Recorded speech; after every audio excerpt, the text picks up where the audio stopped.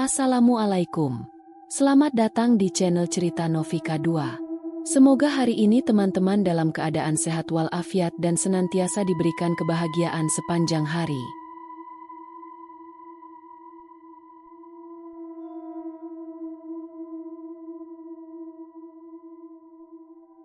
Langit sore menggantung rendah saat mobil tua berwarna abu-abu meluncur pelan di antara jalan tanah yang membelah sawah desa Karangjati.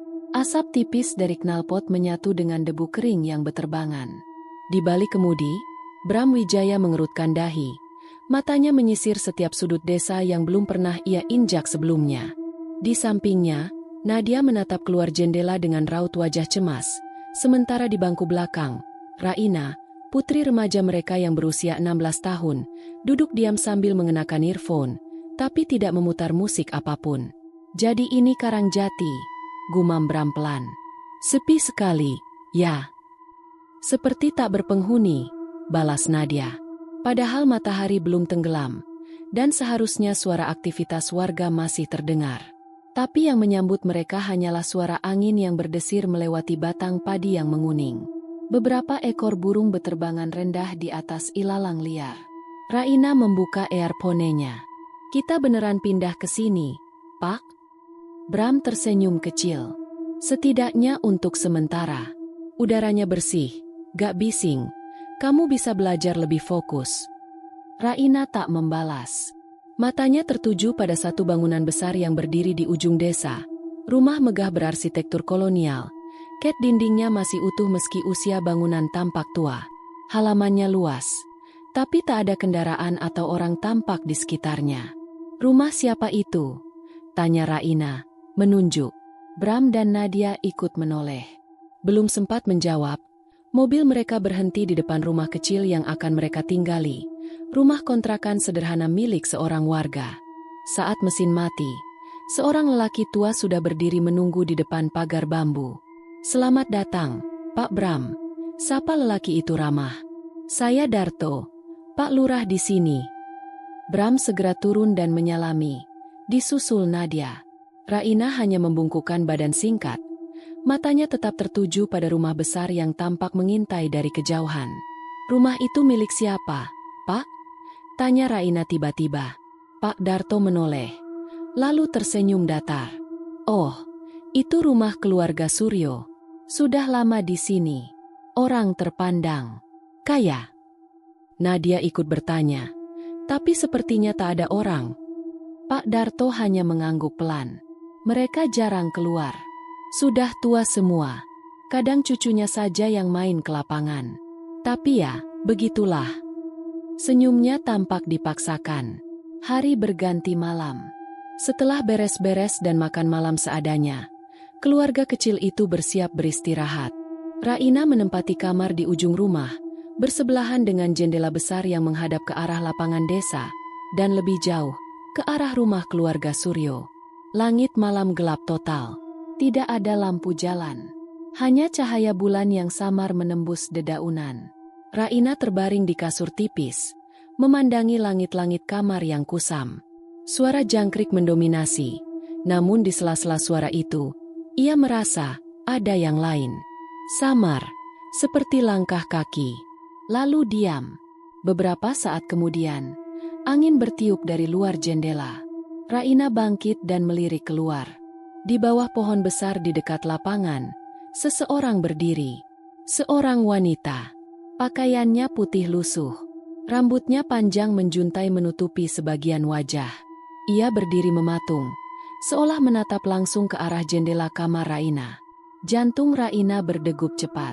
Ia memicingkan mata, mencoba meyakinkan diri bahwa itu hanya bayangan. Tapi wanita itu masih di sana. Dan, sepertinya mulai mendekat.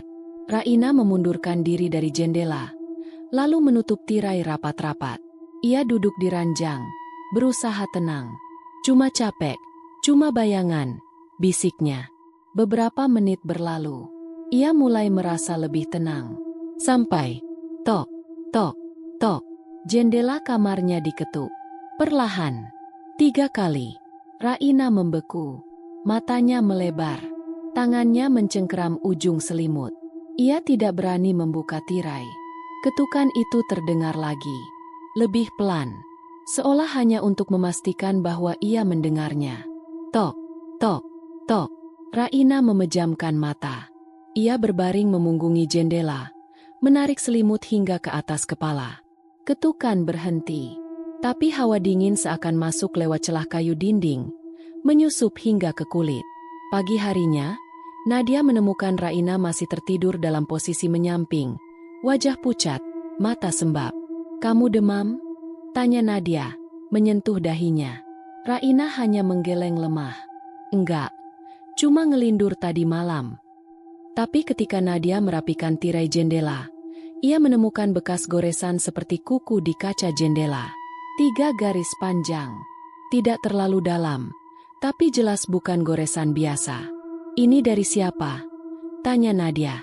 Raina menoleh dan diam. Ia tak yakin jawabannya akan membuat ibunya percaya. Di luar, rumah besar keluarga Suryo tetap berdiri sunyi, seperti malam sebelumnya. Tapi pagi itu, Raina merasa seseorang dari balik jendela rumah itu sedang menatapnya. Dan ia tahu, ketenangan yang mereka cari di Karangjati tidak seperti yang mereka bayangkan. Udara pagi di Karangjati terasa lebih dingin dari biasanya. Embun menetes perlahan dari ujung dedaunan, dan kabut tipis masih menyelimuti area sawah yang menguning.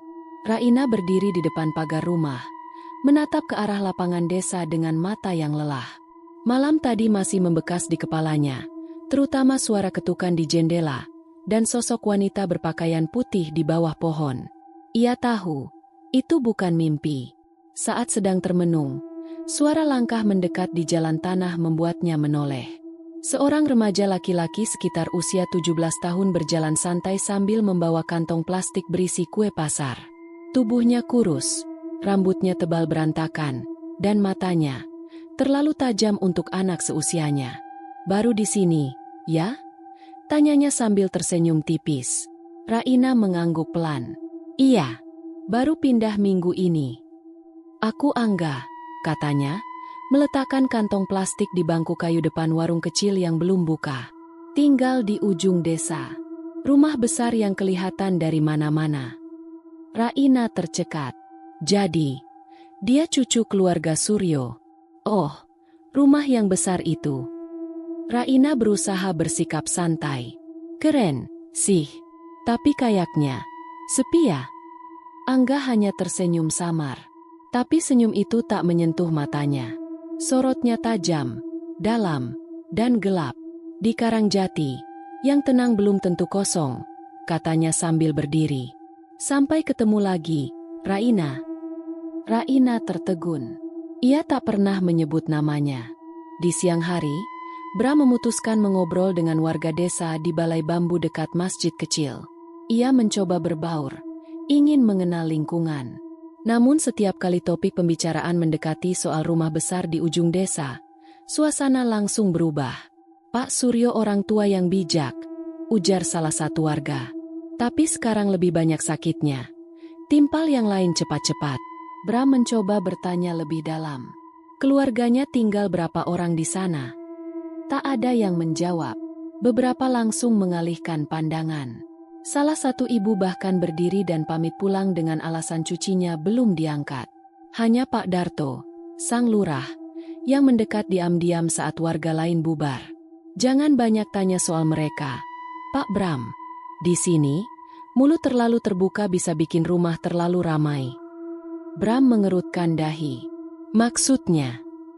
Pak Darto hanya menepuk bahunya. "Jaga anak istri, Pak. Apalagi kalau malam sudah turun." Sore itu, Nadia menyiram tanaman di belakang rumah saat mendengar suara tangisan pelan. Seperti suara anak kecil, terisak di antara suara angin.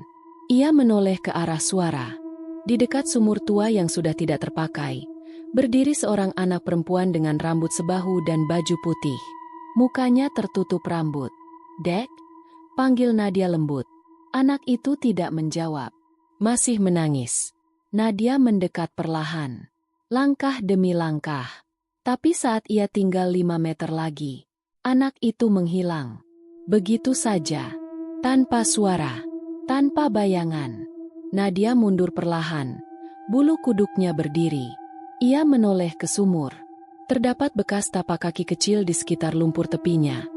Seperti bekas anak kecil yang berdiri diam cukup lama. Ia segera masuk rumah dan menutup pintu belakang rapat-rapat. Gangguan semakin terasa malam harinya. Raina sedang berada di kamar saat mendengar suara dari dalam kamar mandi. Bukan air, bukan angin, tapi suara tangisan. Tangisan perempuan. Sesenggukan, terisak, panjang. Ia menajamkan telinga. Tidak ada yang mandi. Lampu kamar mandi bahkan mati. Tapi suara itu terdengar jelas. Ia mendekat ke pintu kamar mandi. Dipegang gagangnya. Pintu tidak terkunci. Perlahan, ia dorong. Gelap, tapi suara tangis masih ada. Dengan tangan gemetar, ia menyalakan lampu. Kosong. Tidak ada siapa-siapa. Namun genangan air muncul di lantai. Dan di dinding cermin, tertulis kalimat dengan uap. Namamu sudah ditulis. Raina menjerit. Nadia dan Bram segera masuk. Raina hanya bisa menunjuk ke cermin. Tulisan itu sudah hilang. Malam itu, Raina tak bisa tidur. Tubuhnya menggigil. Ia memaksakan diri untuk tetap terjaga sambil memeluk bantal. Hingga sekitar pukul 3 dini hari, ia mencium bau amis dari bawah tempat tidurnya. Ia menunduk perlahan, mengangkat ujung selimut. Ada genangan merah pekat. Dar, Raina menjerit sekuat tenaga. Bram masuk tergopoh-gopoh, menyalakan semua lampu kamar. Tapi genangan darah itu sudah tidak ada. Beneran, Pak, tadi ada. Aku lihat sendiri. Di bawah kasur. Bram berusaha menenangkan. Tapi dalam hati, ia mulai takut. Sesuatu memang tak beres. Dan Raina semakin terlihat seperti sedang dihantui oleh sesuatu yang ingin memanggilnya. Pagi berikutnya, Raina duduk di teras rumah sambil membaca buku. Tapi pikirannya tidak fokus. Tatapannya kosong. Angga lewat lagi. Kali ini ia berdiri lebih lama. Kalau ada yang memanggilmu dari dalam cermin, jangan jawab, katanya pelan. Raina menoleh cepat. Apa maksudmu? Angga menatapnya tajam. Kamu bukan orang pertama, tapi mungkin kamu yang terakhir. Lalu ia pergi, meninggalkan Raina dengan tubuh gemetar dan perasaan bahwa tatapan Angga bukan milik anak manusia biasa. Hujan rintik turun sepanjang pagi, membuat desa Karangjati tampak lebih kelabu dari biasanya.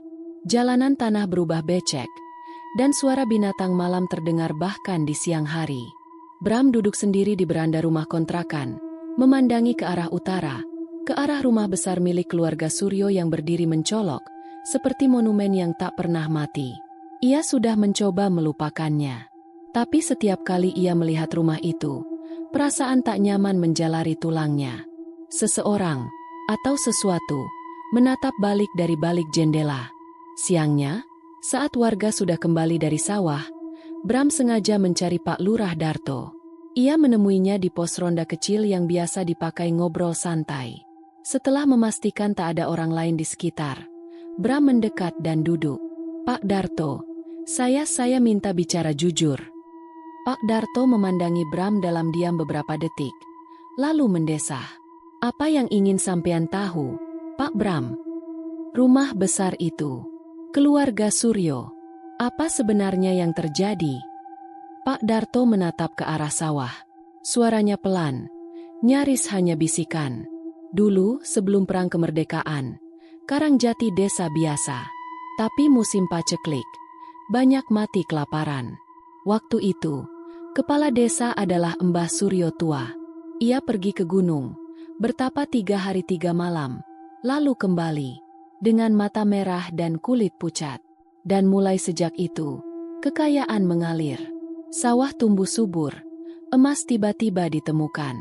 Tapi setiap tahun, ada yang hilang. Satu orang, selalu orang baru, selalu tanpa jejak. Bram menegang, dan tidak ada yang pernah menyelidiki. Siapa yang berani, Pak?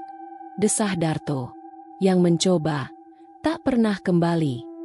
Sementara itu, Di dalam rumah, Raina membersihkan kamar ketika tanpa sengaja menemukan sebuah celah di lantai kayu bagian belakang lemari tua.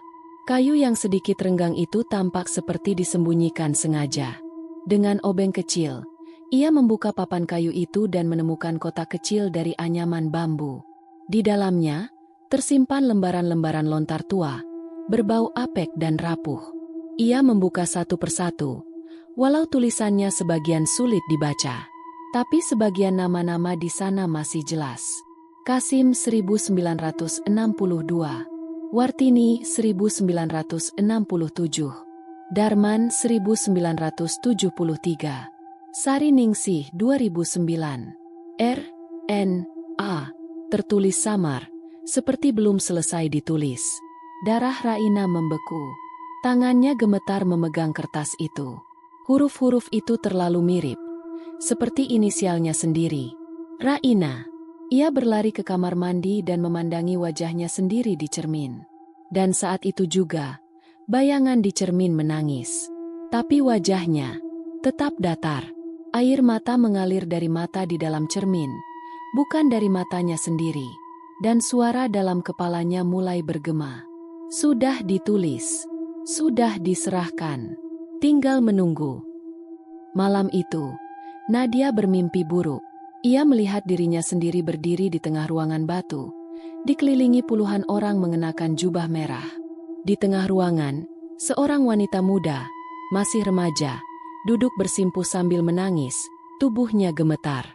Di depan wanita itu, ada sebuah sumur terbuka, gelap dan tak berdasar. Dari dalam sumur, muncul tangan panjang, bersisik hitam, dan bermata merah menyala. Tangan itu bergerak lambat, seperti hendak mengambil sang gadis. Dan seseorang di antara para pemuja berbisik ke telinganya, "Tiap tahun, 1 jiwa, agar tanah ini tetap subur. Dan darahmu akan jadi yang berikutnya jika kau menghalangi." Nadia terbangun dengan teriakan. Di sisi lain ranjang, Bram juga terbangun dari mimpi yang berbeda, tapi sama mengerikan. Ia melihat bayi menangis di tangan seorang ibu, lalu diserahkan ke dalam kobaran api. Seorang pria tua, mirip Pak Suryo muda, berdiri di belakang sang ibu sambil mengangkat pisau perak. Di sekitarnya, api berubah menjadi kabut. Keesokan paginya, Raina duduk di meja makan dengan wajah lesu. Ia menunjukkan lontar tua yang ia temukan pada ayah dan ibunya. Bram membacanya dengan rahang mengencang. Nadia terdiam, wajahnya pucat pasi. "Ini bukan kebetulan, kan, Pak?" tanya Raina. "Nama itu." Bram menggenggam tangan putrinya. "Kita akan pergi dari sini." "Tapi kita belum tahu kemana," potong Nadia. "Dan siapa yang bisa bantu?" Raina menatap mereka bergantian, lalu berkata lirih, "Aku merasa, semakin lama aku di sini, semakin aku bukan aku." Ia menunjuk cermin kecil di dinding. "Tadi pagi, aku lihat bayanganku tersenyum, padahal aku enggak." Bab ini ditutup saat malam kembali turun. Dari luar jendela, angin bertiup pelan. Raina menulis di buku hariannya, mencoba meyakinkan diri sendiri bahwa ia masih sadar, masih punya kendali. Namun saat ia menutup buku itu dan memandang keluar, Angga berdiri di bawah pohon. Tatapannya kosong, bibirnya bergerak pelan. Waktunya hampir tiba. Dan di dinding kamar, sebuah kata baru tertulis dengan darah. Tumbal. Udara sore di Karangjati lebih pekat dari biasanya. Angin yang biasanya hanya menggesek dedaunan, kini membawa bisik-bisik yang mengendap di telinga. Langit mendung, tapi bukan karena cuaca, melainkan karena sesuatu yang menebal di atas desa, ketakutan. Pak Lurah Darto mengetuk pintu rumah Bram tanpa suara. Tatapannya serius, berbeda dari biasanya. Bram langsung tahu, ini bukan kunjungan biasa. "Kita harus bicara, Pak Bram."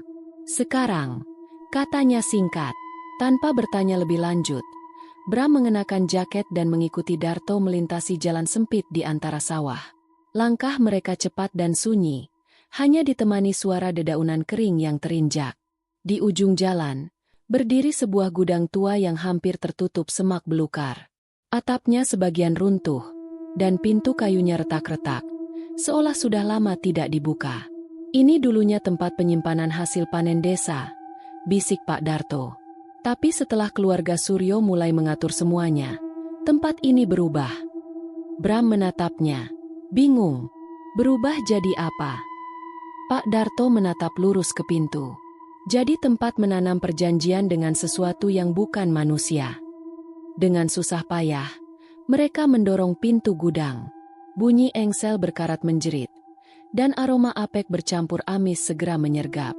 Di dalamnya gelap, tapi cukup terang untuk melihat lantai tanah padat dan dinding yang dipenuhi coretan-coretan kuno. Di tengah ruangan, berdiri sebuah altar batu hitam, berbentuk bundar, dengan bekas darah kering yang telah menghitam menempel di celah-celahnya. Di atas altar itu tergeletak topeng kayu bersisik, dengan mata merah yang dipahat membelalak ke langit-langit. Bram mundur setapak. Astaga!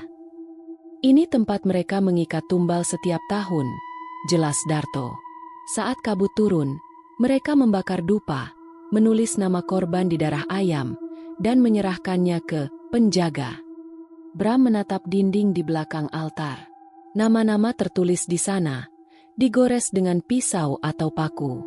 Beberapa nama sudah tua dan hampir tak terbaca. Tapi yang baru masih segar. Sari Ningsih 2009.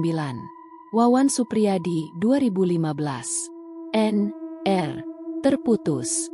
Bram menelan ludah. Inisial itu terlalu mirip dengan Raina. Setiap nama yang ditulis, jiwanya terikat. Tambah Pak Darto. Kadang fisiknya menghilang. Kadang masih ada. Tapi jiwanya sudah bukan miliknya. Bram mengepalkan tangan. Kita harus hancurkan tempat ini. Pak Darto menatapnya dalam-dalam. Belum.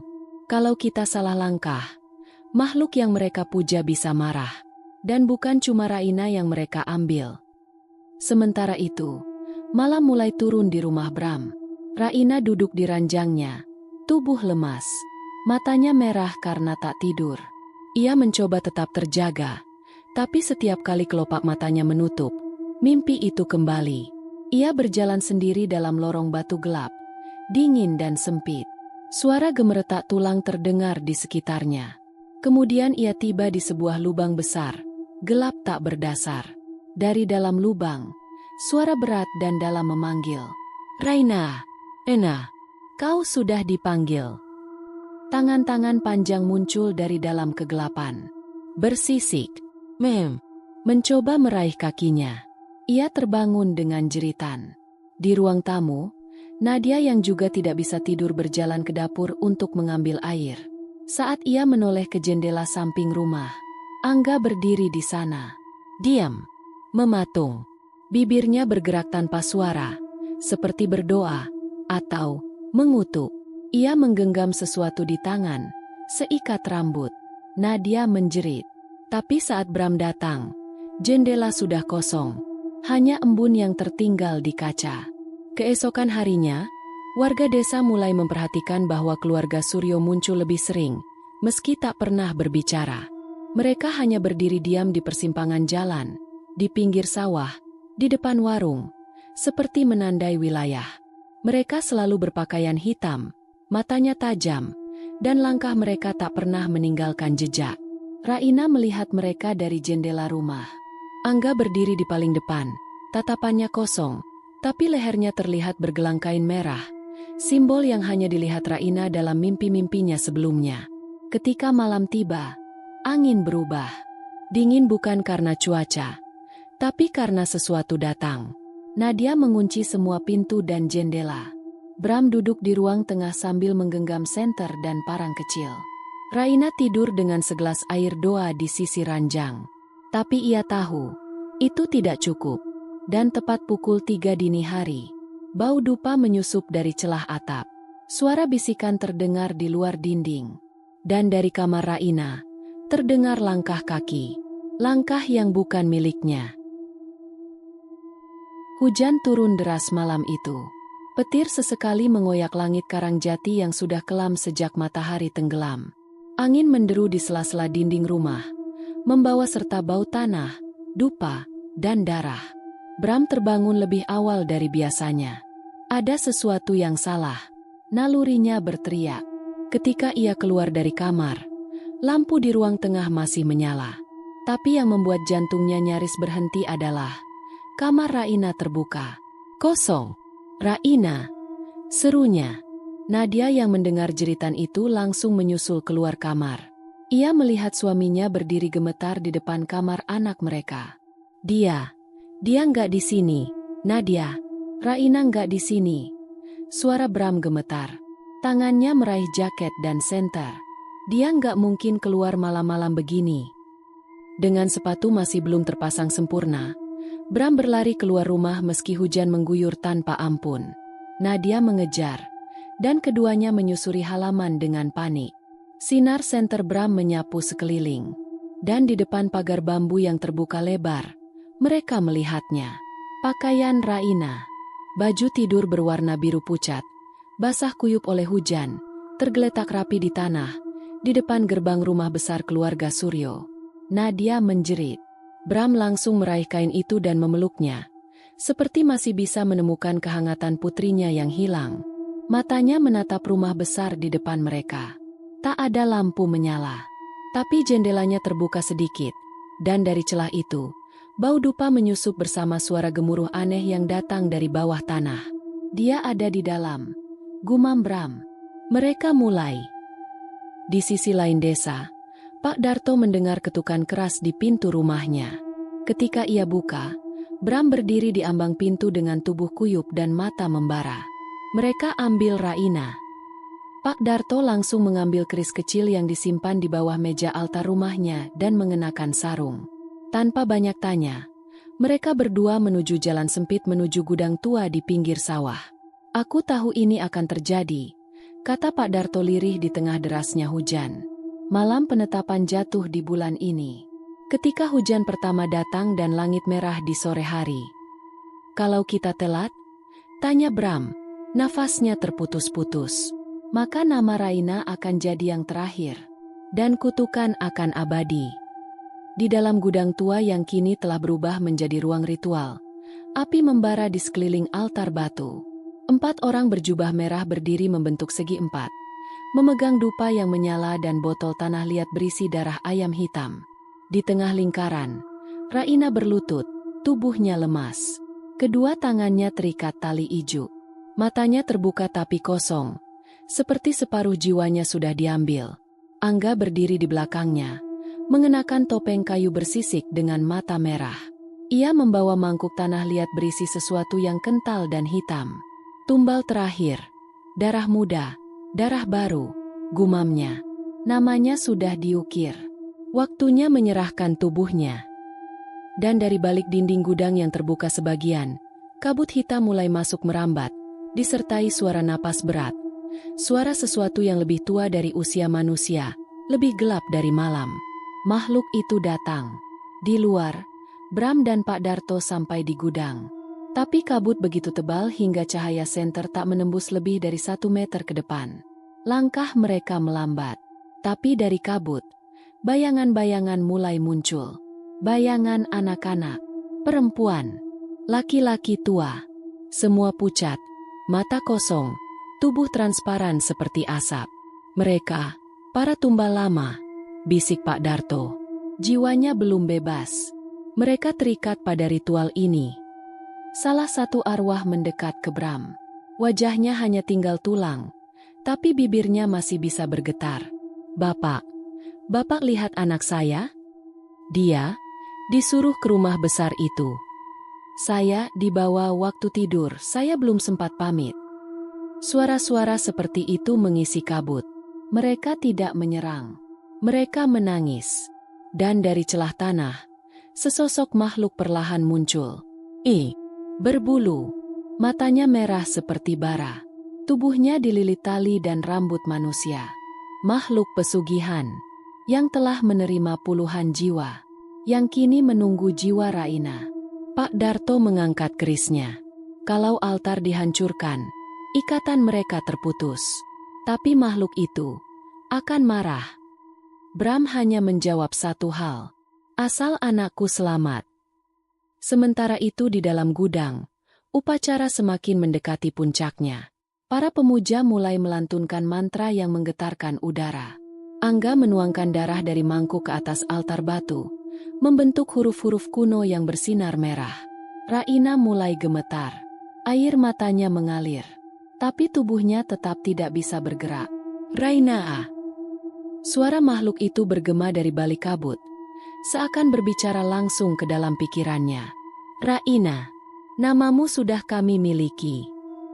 Tiba-tiba, prak, pintu gudang didobrak terbuka. Bram berlari masuk sambil berteriak memanggil nama putrinya. Pak Darto menyusul, membaca doa sambil memercikan air garam ke lantai tanah. Para pemuja terguncang. Salah satu dari mereka menjerit saat air garam menyentuh kulitnya. Tubuhnya langsung melepuh. Angga berbalik. Wajahnya masih tertutup topeng. Tapi saat melihat Bram mendekat, ia mengangkat pisau kecil, hendak mengakhiri ritual. Tapi Bram lebih cepat. Bra! Senter logam menghantam kepala Angga. Topengnya pecah. Darah mengucur dari pelipisnya. Pak Darto menghambur ke altar. Dengan keris di tangan, ia menggores permukaan altar, merusak simbol darah. Dunia bergetar. Kabut mengamuk. Makhluk pesugihan meraung keras dari luar gudang. Tubuhnya menggeliat seperti ditusuk. Ritual terganggu. Raina tersentak. Matanya kembali fokus. Bram langsung memeluknya, melepas ikatan tali. Pak! Bisiknya. Aku hampir hilang. Langit memekik. Petir menyambar tiang bambu gudang. Api mulai menjalar. Para pemuja berlarian panik. Tubuh mereka terbakar satu persatu. Makhluk pesugihan meraung lagi, lalu menghilang dalam letupan cahaya merah dari tanah. Altar batu terbelah dua. Dan dari sekeliling, arwah-arwah yang menangis tadi tersenyum. Mereka mulai pudar perlahan, pergi bersama angin. Bebas. Bab ini ditutup dengan Bram, Nadia, dan Raina berjalan pelan meninggalkan gudang yang kini terbakar habis. Hujan masih turun deras, namun di langit, kabut telah mulai menghilang. Namun ketika mereka tiba di halaman rumah, seseorang berdiri di sana. Pak Suryo. Tua, diam. Menatap Raina. Kalian pikir ini sudah selesai? Katanya dengan suara berat. Tapi tumbal terakhir belum sepenuhnya pergi. Malam itu, langit Karangjati bukan hanya gelap. Ia seolah tertutup tirai tebal berwarna merah kehitaman. Awan menggumpal tak wajar di atas desa, dan bau menyengat seperti dupa dan daging hangus menguar dari arah rumah besar keluarga Suryo. Warga desa berdiam diri di rumah masing-masing, menutup jendela rapat-rapat, membakar daun kelor, dan menggantung cabai merah di setiap pintu. Mereka tahu, malam ini bukan malam biasa. Di dalam rumah besar keluarga Suryo, aula utama telah berubah menjadi ruang pemanggilan. Dindingnya dipenuhi simbol kuno dari darah dan arang. Lantai dilukis lingkaran ritual dengan lilin hitam menyala di setiap titik arah mata angin. Di tengah lingkaran, Raina terbaring lemah, terikat dengan tali ijuk merah dan tubuhnya dikelilingi api kecil yang membentuk segel. Wajahnya pucat, matanya terbuka setengah, napasnya berat. Di sekeliling ruangan, para anggota keluarga Suryo, laki-laki dan perempuan, tua dan muda, mengenakan jubah merah gelap dengan kain penutup wajah. Suara mereka bersatu dalam gumaman mantra yang melingkar-lingkar di udara. Dar Srawijaya, Arta Jiwu Karsaning Swarga, Tumbal Pungkasan. Di sisi kanan ruangan, Pak Suryo berdiri diam, matanya memerah, tubuhnya seperti digerakkan sesuatu yang bukan lagi manusia. Tangannya memegang tongkat kayu tua yang dililit rambut. Sementara itu, di luar rumah, Bram dan Nadia berlari menembus kabut yang semakin tebal. Pak Darto tertinggal di belakang, mencoba membangunkan warga desa untuk bersiap jika situasi memburuk. Bram menggenggam botol minyak tanah dan obor dari dapur gudang. Nadia membawa kitab doa kuno yang ditemukan di altar lama, tertulis dalam bahasa Jawa kuno yang telah diterjemahkan oleh Pak Darto malam sebelumnya. Mereka menatap rumah besar di depan. Pintu depan terbuka sendiri.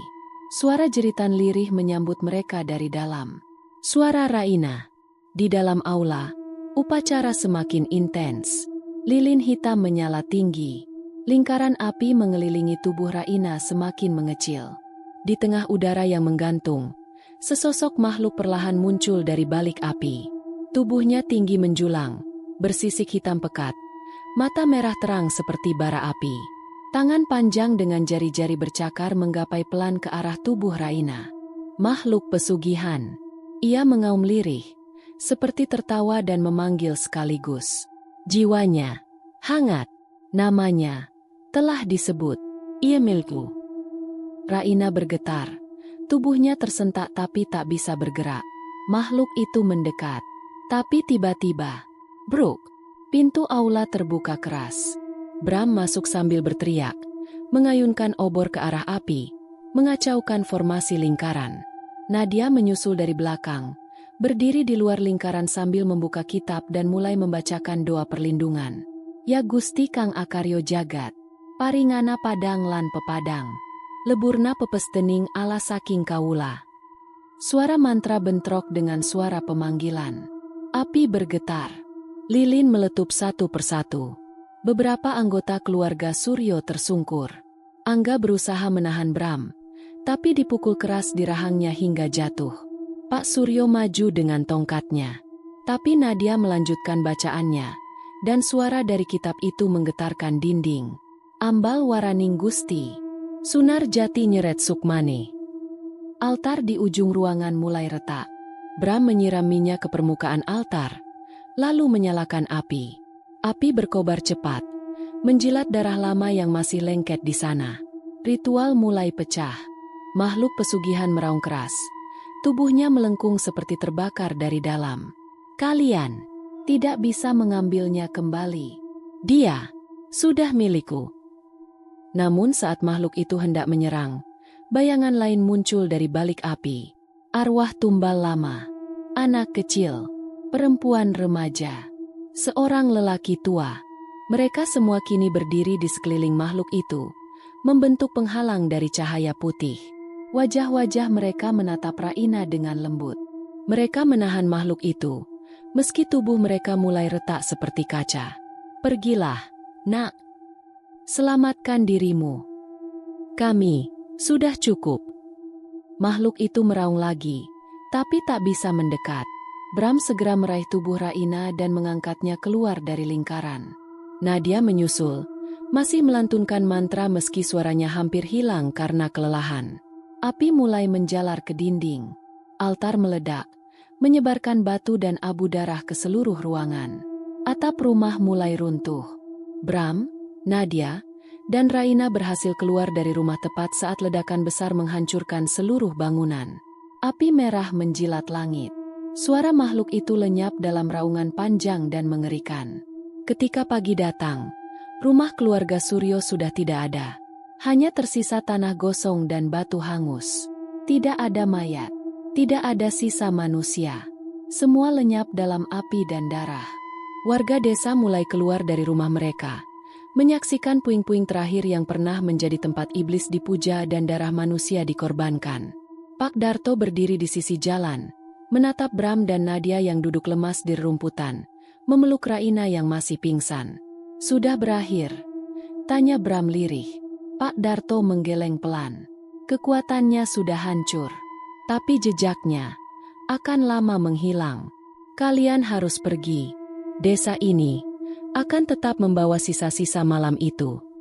Bab ini ditutup saat Bram menggendong Raina kembali ke rumah, melewati warga yang menunduk memberi hormat diam-diam. Dan dari kejauhan, di tengah abu hitam puing rumah besar, sesosok berdiri tegak. Pak Suryo. Tapi kini bukan manusia lagi. Kulitnya abu-abu, matanya merah. Ia menatap ke arah keluarga Bram, dan tersenyum tipis. Kalian bisa pergi, tapi darah yang sudah ditulis tak bisa dihapus. Jejaknya sudah ada di dunia. Pagi hari menyambut desa Karangjati dengan kabut tipis yang menyelimuti sawah dan rumah-rumah kayu sederhana. Matahari mencoba menembus gumpalan putih yang menggantung rendah, tapi hanya mampu menyebarkan cahaya redup kekuningan. Desa tampak berbeda. Tenang, tapi bukan seperti biasa. Lebih seperti Hening setelah badai besar. Di kejauhan, bekas reruntuhan rumah besar keluarga Suryo sudah tak lagi bisa dikenali. Api yang melalapnya semalam telah menyisakan tanah gosong dan bongkahan arang hitam. Namun anehnya tak ada asap, tak ada bara. Seolah rumah itu menghilang tanpa bekas. Beberapa warga mulai keluar rumah, berjalan dengan langkah pelan, menunduk saat melihat keluarga Bram yang berdiri di halaman, bersiap meninggalkan desa. Tak ada kata-kata, tapi dari sorot mata mereka, tampak rasa syukur dan ketakutan. Seakan mereka tahu, jika bukan karena keluarga itu, desa mungkin sudah sepenuhnya jatuh ke dalam bayangan kutukan. Namun juga, mereka tahu bahwa kegelapan tidak pernah benar-benar pergi. Raina duduk di bangku kayu belakang mobil. Tubuhnya menyandar pada bahu ibunya. Wajahnya pucat, matanya sayu. Rambut panjangnya diikat asal. Di tangannya, ia menggenggam erat cermin kecil. Benda yang selama ini ia takuti, tapi kini ia bawa sebagai pengingat. Setiap malam sejak kejadian itu, mimpi buruk masih datang. Kadang ia melihat makhluk bersisik dari dalam sumur. Kadang ia melihat dirinya sendiri, berdiri di tengah lingkaran api, namun wajahnya bukan miliknya. Suara-suara terus berbisik di dalam kepalanya. Namamu sudah ditulis. Jejakmu masih tertinggal. Tumbal tak bisa kembali utuh. Bram berdiri di depan mobil, berbicara singkat dengan Pak Darto. Wajah Pak Lurah itu letih tapi lega. Apa semuanya sudah aman? Tanya Bram. Pak Darto menggeleng pelan. Aman. Untuk sementara. Tapi jejak ritual macam itu tak bisa hilang begitu saja. Tanah ini sudah diberi darah. Butuh waktu. Lama. Bram mengangguk. Saya tak ingin anak saya kembali ke tempat ini. Pernah. Bawalah pergi. Jauh. Kata Pak Darto. Dan jika dia pernah merasa terpanggil, lawan. Mobil tua keluarga Bram mulai melaju perlahan di jalan becek pinggir sawah, melewati lapangan tempat anak-anak biasanya bermain. Tapi hari itu, lapangan kosong. Seolah anak-anak pun tahu, tawa belum boleh terdengar hari ini. Raina memandangi jendela. Kabut mengikuti langkah mereka, bergulung pelan, tak menakutkan seperti sebelumnya, tapi tetap meninggalkan bayang. Nadia merangkul pundaknya. Kita sudah keluar dari sana. Nak, sekarang waktunya sembuh. Raina menoleh. Senyumnya tipis. Tapi luka itu nggak kelihatan. Kadang aku merasa, bagian dari diriku tertinggal. Nadia memeluknya lebih erat, membisikkan doa-doa perlindungan yang ia hafal sejak kecil. Beberapa meter sebelum meninggalkan desa, Bram menghentikan mobil. Mereka turun untuk terakhir kalinya, berdiri bersama-sama di pinggir jalan yang menghadap ke arah runtuhan rumah Suryo. Kini tempat itu telah berubah jadi ladang ilalang, tumbuh cepat meski hanya semalam berlalu. Ilalang itu bergoyang perlahan ditiup angin, seperti sedang menyembunyikan sesuatu di bawahnya. Tak ada yang berbicara, hanya pandangan yang tertuju ke satu titik di tengah lapangan itu. Tempat itu seperti menunggu, gumam Bram. Bukan habis, tapi tidur. Tak ada yang menyangkal. Raina melangkah pelan ke tepi sawah, menjauh beberapa meter dari orang tuanya. Udara di sana lebih dingin, lebih basah. Ia menatap ke ilalang tinggi dengan tatapan kosong. Lalu ia melihatnya. Seorang anak kecil, berdiri diam di antara batang-batang ilalang. Sekitar usia 6 tahun. Mengenakan jubah merah lusuh yang menjuntai hingga kaki. Wajahnya putih, matanya besar. Ia tidak tersenyum, hanya menatap. Tapi saat Raina melangkah lebih dekat, anak itu tersenyum. Dan kemudian, menghilang. Raina berdiri mematung. Raina, suara Bram memanggil. Ayo. Ia menoleh pelan, lalu berjalan kembali ke arah mobil. Tapi dalam hatinya, ia tahu, meski tubuhnya pergi dari Karangjati, sesuatu tetap tinggal. Ketika mobil mereka meluncur keluar dari desa, kabut mulai naik ke udara, menipis perlahan. Desa kembali diam. Dan di tengah ladang ilalang, dari bayang-bayang pagi, seorang lelaki tua muncul. Pak Suryo. Tak ada yang tahu apakah itu arwah, sisa dari tubuh kerasukannya, atau sekadar mimpi buruk yang tertinggal. Ia berdiri menatap jalanan keluar desa. Darah sudah jatuh, tapi tumbal terakhir belum selesai. Karena setiap nama akan dipanggil lagi. Dan di balik tubuhnya, suara tangisan anak-anak kembali terdengar, samar, menyatu dalam desir angin pagi.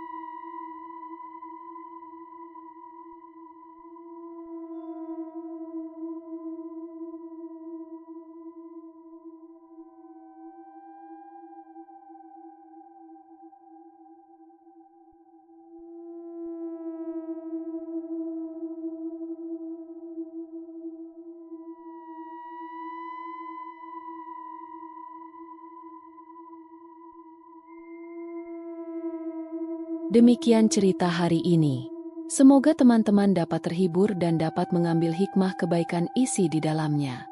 Jangan lupa juga bagikan cerita ini kepada teman-teman yang lain agar mereka juga bisa mendapatkan hiburan yang sama. Mohon maaf apabila ada kesalahan kata dan ucapan kami dalam membacakan cerita ini. Terima kasih dan wassalamualaikum.